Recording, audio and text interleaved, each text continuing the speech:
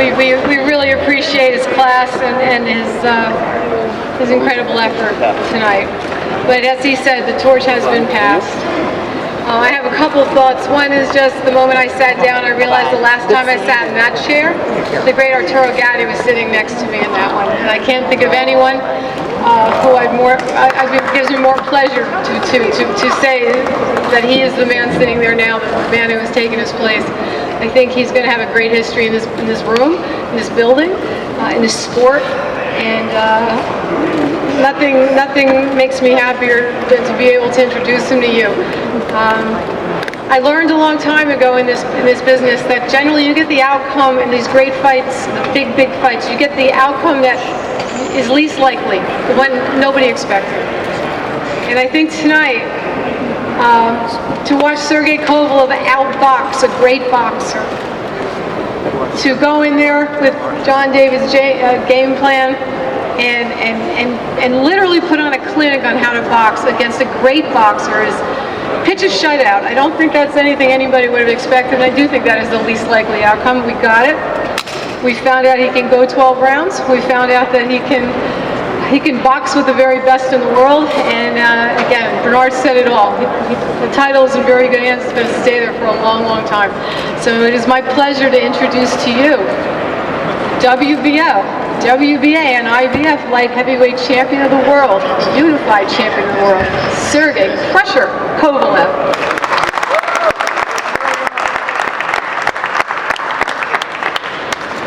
Hello. Again, to everybody,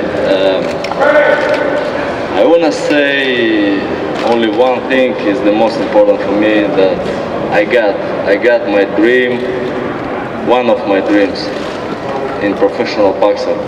It's a unification fight, and I got 2 more titles. It's really exciting things for me, and I wanna thank to my team, main events, Kwan and Don Turner, and my manager Regis Klimas, and very big respect to Bernard Hopkins for this opportunity. He's 49 years old. It's unbelievable his age, and fight with me 12 rounds. I was very surprised, really. I hurt all my hands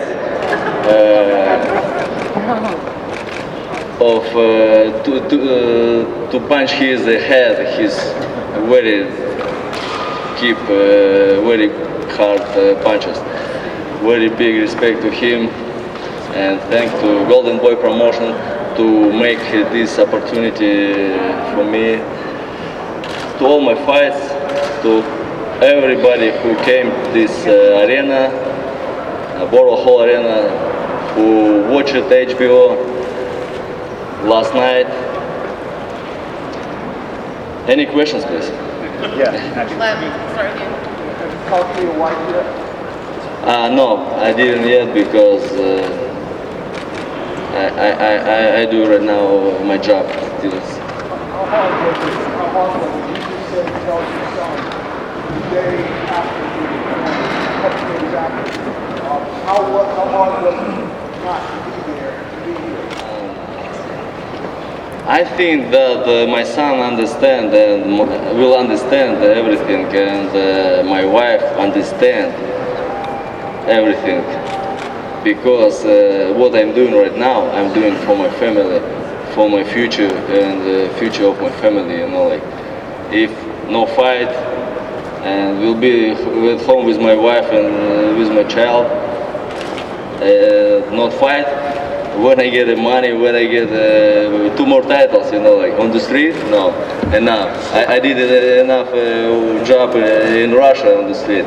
Right now, I wanna fight with the best fighters in the world on HBO. Sergey. Two questions. Was there a point early in the fight where you said, this is easier than I thought it was going to be?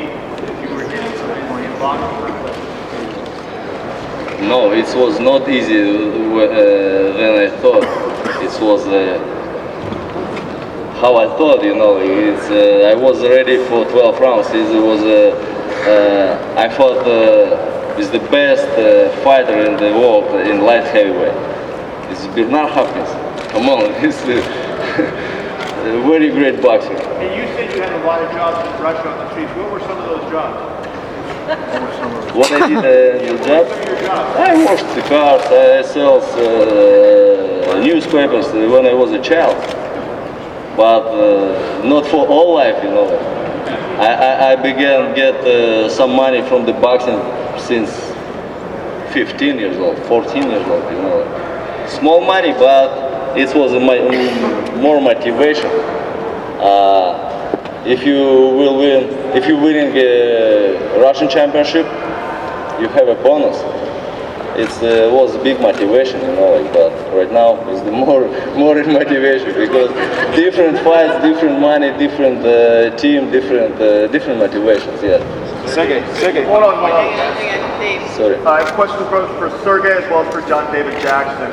What was the strategy that you had brought into the fight? I noticed that you did have, Sergey, you were doing the right-hand counter over his jab, over his left hook. What was your approach, and also what did you train for Bernard to do and to respond to?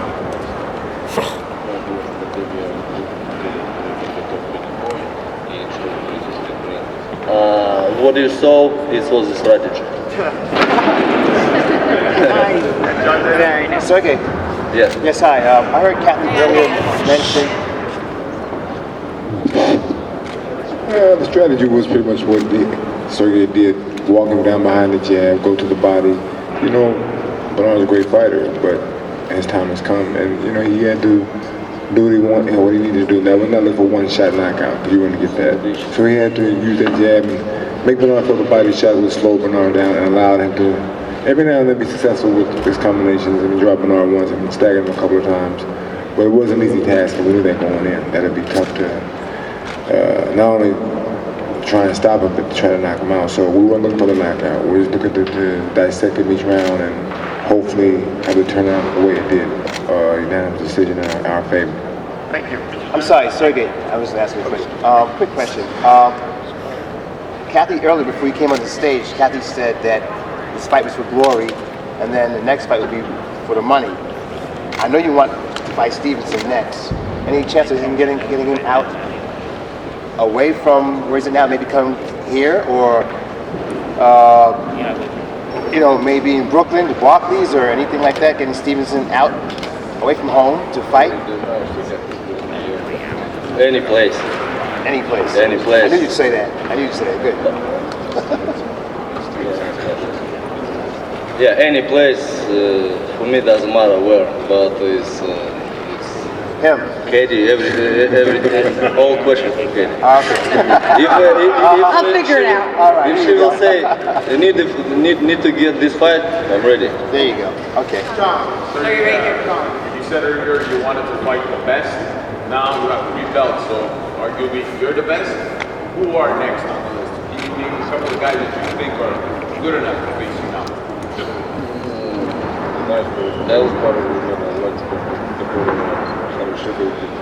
Hold on, Russian comes. Russians comes, you know, like right now will be more interesting fighters. Right now I can't to say somebody. Right now live one legend, you know, like, but I think so. To Bernard, you need to stop already his career, you know, like 49 years old. Come on, it's the greatest record in the boxing world. 49. He was holder 2 titles. I don't know. I can't do this in the future. I don't know, but right now, who is one more champion? WBC, Stevenson. Yeah, maybe will be next opponent. We'll see. All questions to my promoter.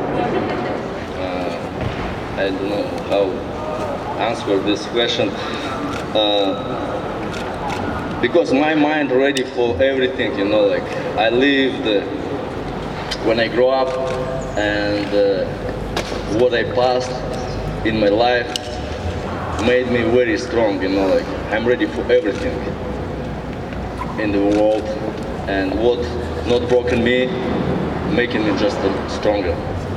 And Bernard grew up in some ghetto, yeah, here in America. But where I grew up, it's maybe same, and my mind was ready for everything, like what he can offer, like.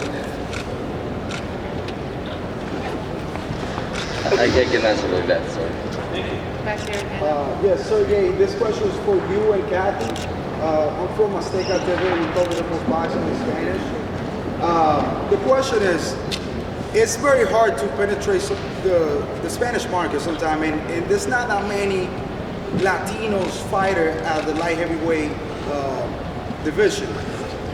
Would you be willing to come down to like 168 and try to challenge somebody like Chavez and build your name among the Latino community, sort of like Triple G's doing, going out to California and try to fight some of the Mexican guys, some of the Latino guys? What is your strategy to penetrate the Latino community?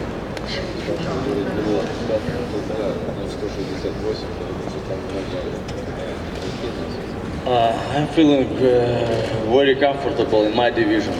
Why I need to change something if I have success in my division, like. And I didn't finish clean up this division, like. I need to get one more title. It's my next goal. And I think the Latino market is going to appreciate a guy who's a great boxer, welcome to great puncher. light heavyweight. Yes. I mean, you just beat a legend, and that should be enough. But for some reason, we want to see you also try to come and challenge some of the Latinos guys. I know that it's not your fault. You don't have that many options, so that's why Chavez is a great name.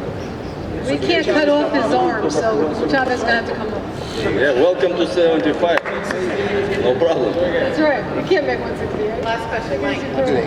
Congratulations for the long road. Thank you. My question to you is, all right, you went to, again, this is like major congratulations. You were in the ring with a legend, a technician. What new tricks did you learn tonight?